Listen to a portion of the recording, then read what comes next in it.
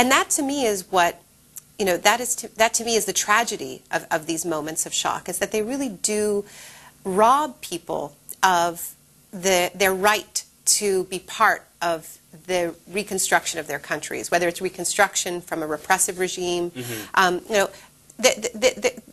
idea that Iraqis were being promised liberation after Saddam, and then the vision of liberation was for Paul Bremer to rewrite their entire economic architecture and at the end say, okay, you can vote now.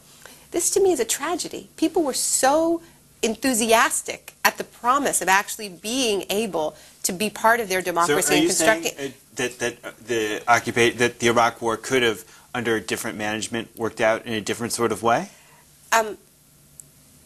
I can't go into those hypotheticals because to me it was such an ideological campaign that the idea that that could have happened by this group of people, it was just never in the cards. So I don't see how I could go there. But having been in Iraq in that first year, I certainly saw the tremendous appetite for real democracy. And I mean, the stories that I tell in the book of these moments where there was so much hope in these transition periods, after the election of Solidarity in Poland or after the election of the African National Congress in South Africa, and people believed that people had fought these tremendous liberation struggles, and they were ready for their power now. And suddenly it was shocked out of their way by these foreign experts. I mean, this to me, it's a terrible crime, really. Maybe legal, so what's, but but it's a betrayal of these liberation struggles. So we're in the territory of discussing alternatives to disaster capitalism, and you've laid out one alternative, which is to one alternative in some of these situations, which is just let the situation unfold internally. Well, I mean, New Orleans is a good example, right? Because this disaster liberated more than $100 billion in reconstruction funds for that city, and the school system in New Orleans was a disaster before. I mean, nobody would argue against that, and there was, quite a lot of community organizing going on in New Orleans demanding a better public school system. And the tragedy of having the think tank infrastructure and the ideologues descend on New Orleans and turn it into a petri dish for the charter school system is the way in which that robs the residents of that city from building the school system that they wanted. Now, maybe they would have decided they wanted a charter system, but they never got the chance to even express that. But in a disaster situation like New Orleans, or, I don't see what the alternative is when you have bring people home and let them be part of the process. Okay, but you do have chaos, and you do have a situation that demands some measure of stability first. Well, stability, but also expertise and technocracy. No, I mean, we may not like that often gets used as an excuse for just getting rid of democracy and overriding people's wishes. I have more faith in people than that. I think there does need to be some stability before there can be democratic participation.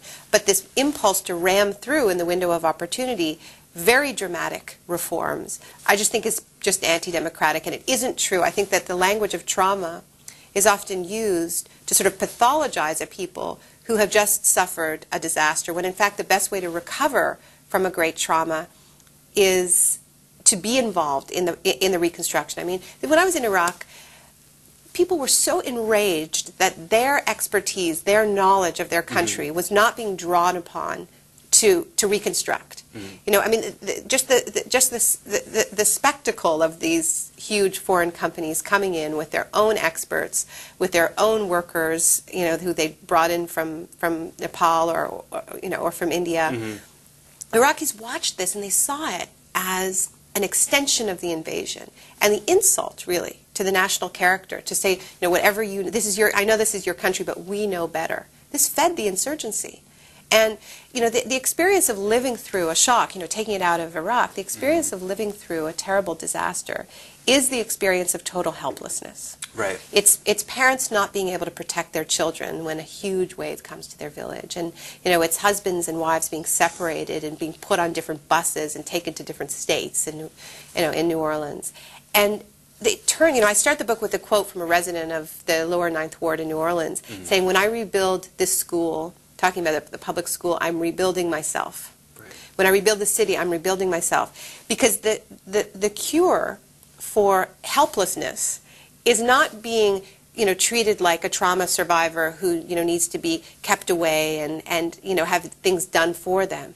The cure for helplessness is actually helping, being empowered to be part of some kind of a rebuilding process. I think people are capable of it. So Not only are they capable, but they deserve it, and it should be a right. You seem to be saying that there's a possibility for some, if you're able to purge this strain of free market fundamentalism or limited Posing in some as technocrats, yeah. That some sort of liberal democratic capitalism wouldn't be the worst system in the world.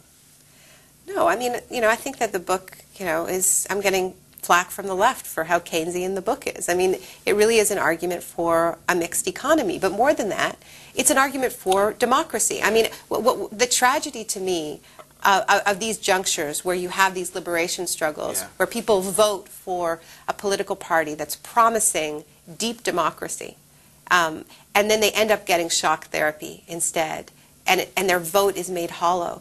Not only is that a betrayal of democracy, but it's dangerous. If you look at some of the countries in Eastern Europe where this has happened, we're seeing a rise in extremism, nationalism, fascism, racism of all kinds. I mean, to be fair, you also see that in the countries, in a lot of countries in Eastern Europe where shock therapy wasn't applied, like Belarus and Uzbekistan and some of these other. You have authoritarian governments and extreme levels of poverty too.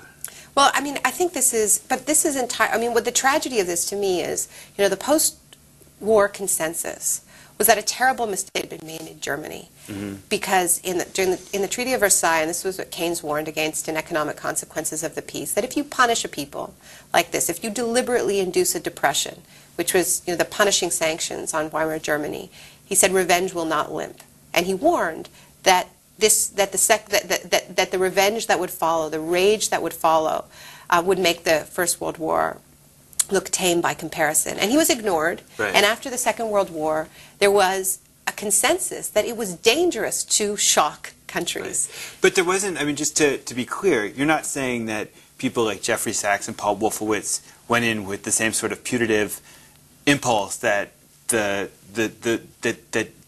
Allies had against Germany in the 1920s, right? They were ultimately intending for these societies to prosper. Their form of shock therapy may have been hubristic, but it wasn't malicious. I think there was an amazing failure to learn from that history that I don't understand, because we actually do know this history, and all of these figures are well versed in it. I mean, I learned about it in grade 4, so I don't know, that, you create a depression and you look for a scapegoat. I mean, this is how the Holocaust was explained to me as a kid. Right. So I believe it was known, and I don't know why we have failed to learn this lesson of history. I don't think it was malicious, but I also don't think it's excusable, because I think because it's so predictable. And this is why I looked so deeply in the book into the promise of shock and what shock therapy, this idea of shock therapy, right. Why is it this metaphor? Right. Why is it so seductive? And I think it's seductive because it's a shortcut. It gets away from messy reality, and this idea of rebooting the world. Well, we have to get away from messy reality in another way. And thank you so much for this conversation. Thank you so much.